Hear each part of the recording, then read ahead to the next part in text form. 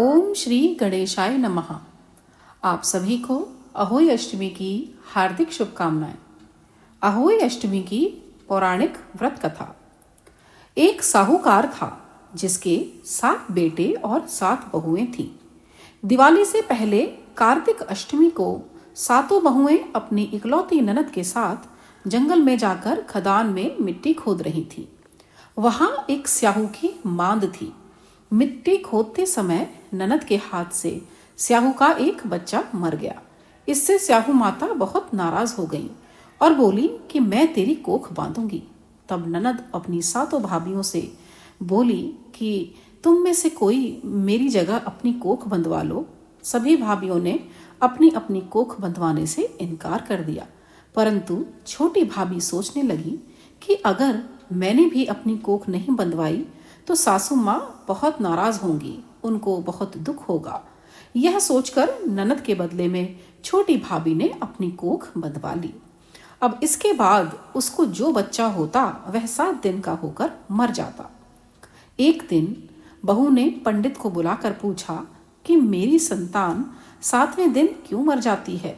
तब पंडित ने कहा कि तुम सुरही गाय की सेवा करो। सुरही गाय स्याहू माता की भाईली हैं, वह तेरी खोख खुलवा देंगी तो तेरा बच्चा जी उठेगा।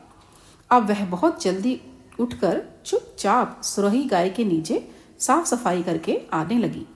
तब सुरही गाय ने सोचा कि रोज उठकर कौन मेरी सेवा कर रहा है, सो आज देखूंगी।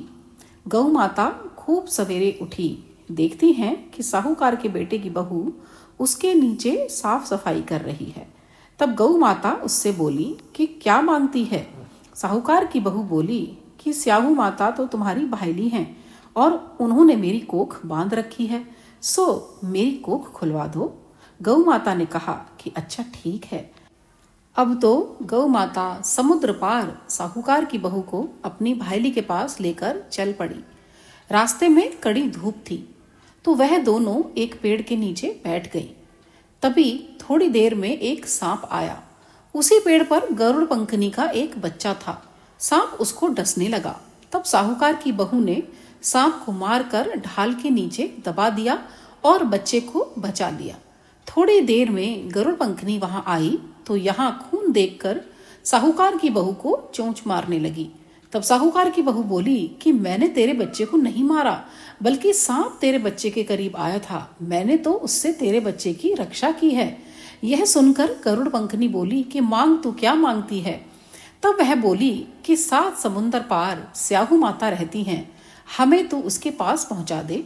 तब गरुड़ पंखनी ने दोनों को अपनी पीठ पर बैठाकर स्याहू माता के पास पहुंचा दिया। स्याहू माता उनको देखकर बोली कि आ बहन, बहुत दिनों में आई। फिर कहने लगी कि बहन, मेरे सिर में जुएं पड़ गई हैं। तब सुरही के कहने पर साहूकार की बहू ने उसकी सारी जुएं निकाल दी। इस पर स्याहू माता प्रसन्न होकर बोली कि तूने मेरे सिर में बहुत सलाई गेरी हैं, इसलिए तेरे 7 बेटे और 7 बहू होंगी। वह बोली कि मेरे तो एक भी बेटा नहीं है, 7 बेटे कहाँ से होंगे। स्याहू माता बोली कि वचन दिया है। तब साहूकार की बहू बोली कि मेरी कोख तो तुम्हारे पास बंद पड़ी है माँ। यह सुनकर स्याहू माता बोली कि तूने तो मुझे ठग लिया, लेकिन जा, तेरे घर तुझे 7 बहुएं और बेटे मिलेंगे। तू जाकर उजमन करियो, 7 अहोई बनाकर 7 कढ़ाई करियो। वह लौटकर घर आई तो क्या देखती है कि 7 बेटे और 7 बहू बैठे हैं। वह खुश हो गई। उसने 7 अहोई बनाई, 7 उजमन किए और 7 कढ़ाई करी। शाम के समय जेठानियां आपस में कहने लगी कि जल्दी जल्दी पूजा कर लो, कहीं छोटी बच्चों को याद करके न रोने लगे। थोड़ी देर में उन्होंने अपने बच्चों से कहा कि अपनी चाची के घर जाकर देखकर तो आओ कि आज अभी तक वह रोई क्यों नहीं। बच्चों ने आकर कहा कि चाची तो कुछ मांड रही हैं, खूब उजमन हो रहा है। यह सुनते ही जेठानियां दौड़ी दौड़ी वहां आई और कहने लगी कि तूने कोख कैसे खुलवाई।